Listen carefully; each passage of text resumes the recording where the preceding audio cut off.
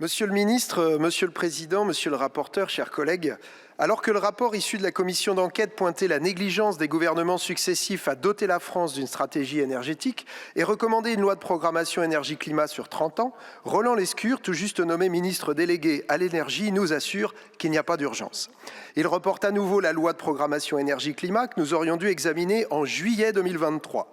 Le monde vient de connaître un réchauffement de plus 1,5 degré sur les 12 derniers mois.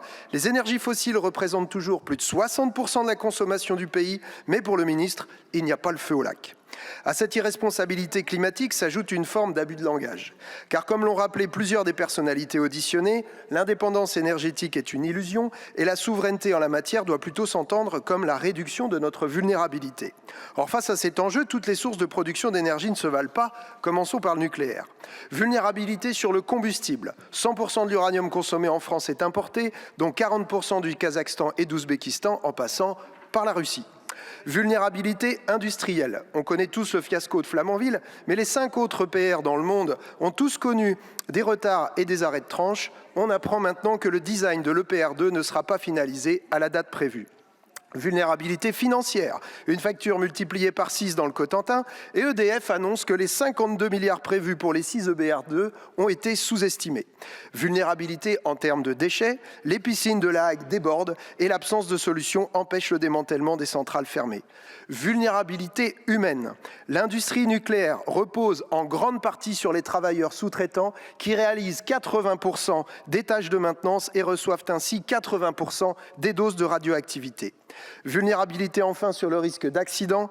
Comme l'explique le président de l'autorité de sûreté nucléaire, un accident nucléaire est toujours possible et ceux qui prétendraient le contraire prennent une grande responsabilité. L'occasion de rappeler que 13 ans après l'accident de Fukushima, rien n'est encore réglé.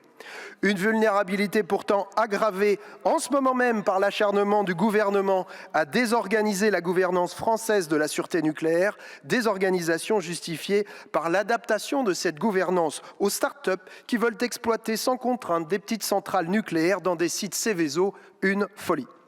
N'assurant donc ni notre indépendance ni notre souveraineté, le nucléaire nous fait surtout perdre un temps précieux dans la lutte contre le changement climatique, puisque même dans le scénario le plus optimiste, le 6e EPR2 entrera en service après 2040, laissant ainsi s'accumuler les gaz à effet de serre au moment où nous devrions tendre vers zéro.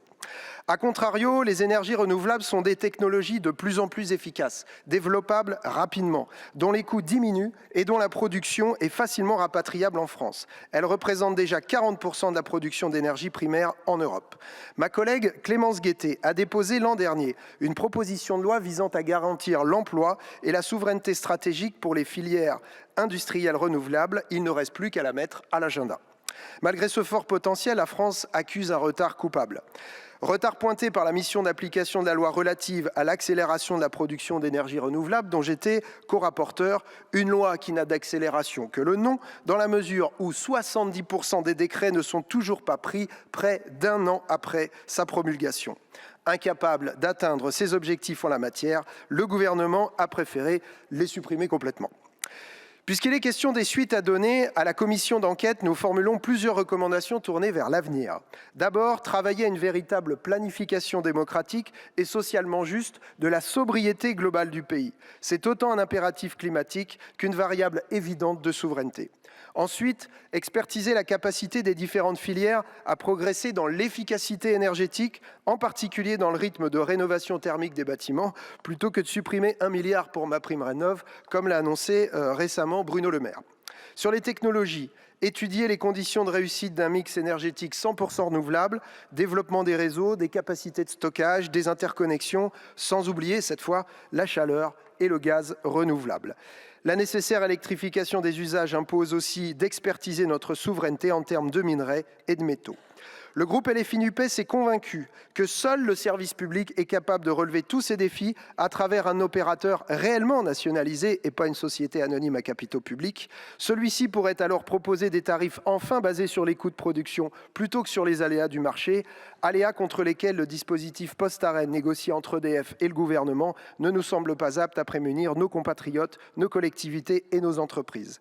La souveraineté énergétique pourrait alors être la maîtrise publique pleine et entière du secteur secteur énergétique pour s'affranchir des intérêts privés et garantir l'intérêt général. Je vous remercie.